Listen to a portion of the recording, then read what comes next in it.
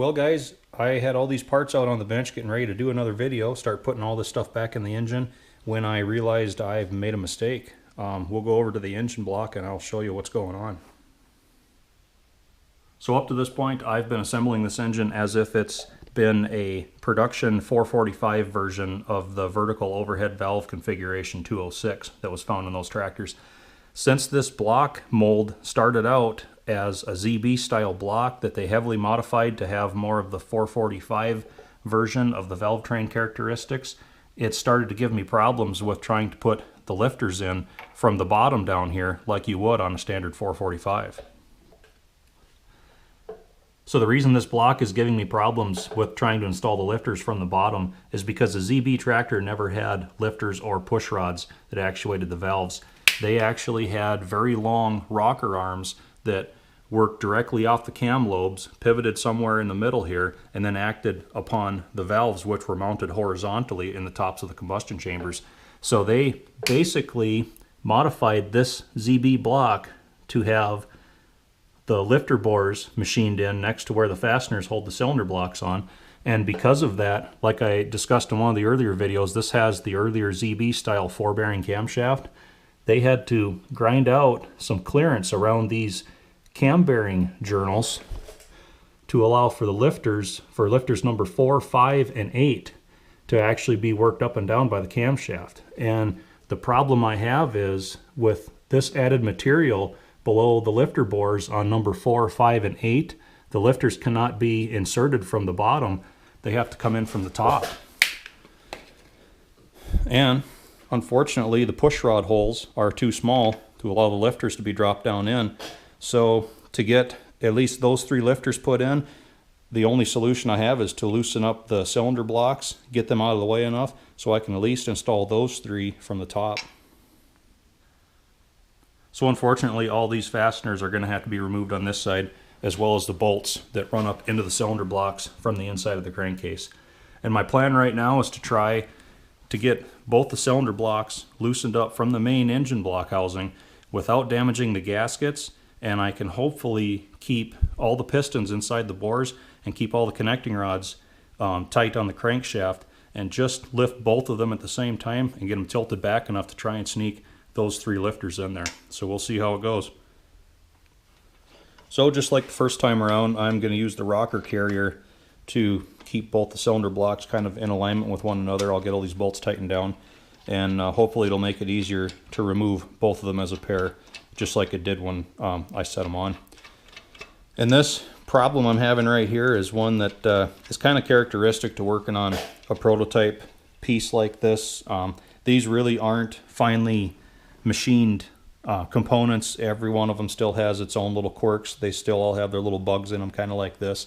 And it's kind of one of those little details that, being that I took this apart in 2006, I may have made note of that at one point, but after 10, 11 years, it's just the kind of thing that can kind of disappear, you know. So comes with the territory when you're working on these.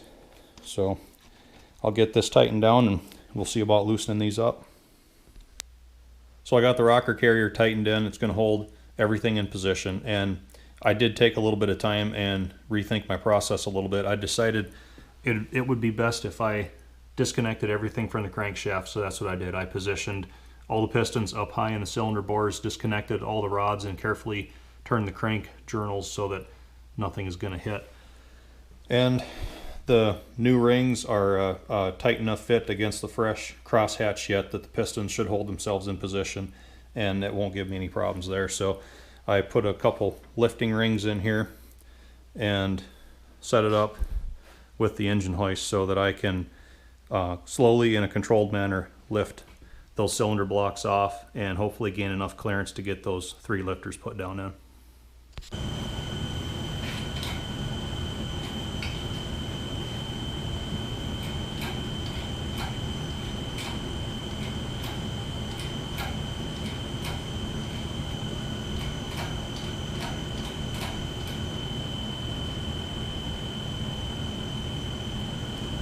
Okay, so far so good. The gaskets didn't suffer any damage, so I'm happy about that.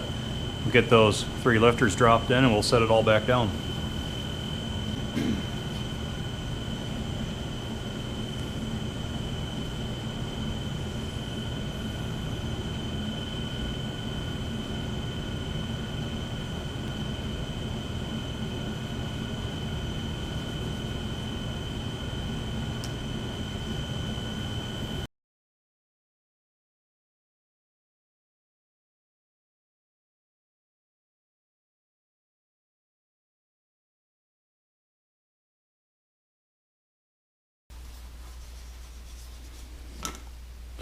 Okay, there we are. 3 lifters in.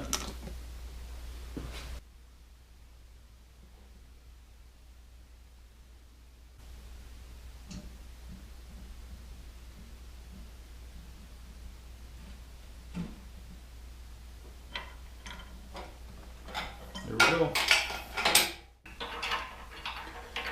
Well, that actually went pretty well. I got everything set back in place and torqued all the connecting rods back down to the crankshaft.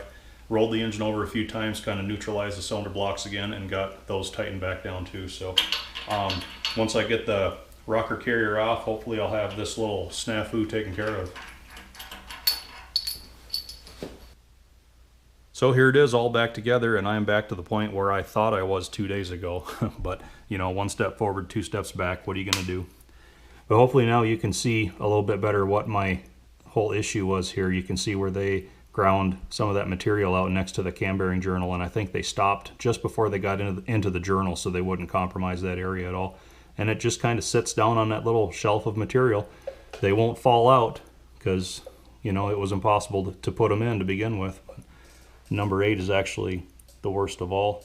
They ground a lot out of that one, but this is a problem that's just kind of characteristic to this block and this block only. Considering it's not really a ZB, but it's not really a 445 either.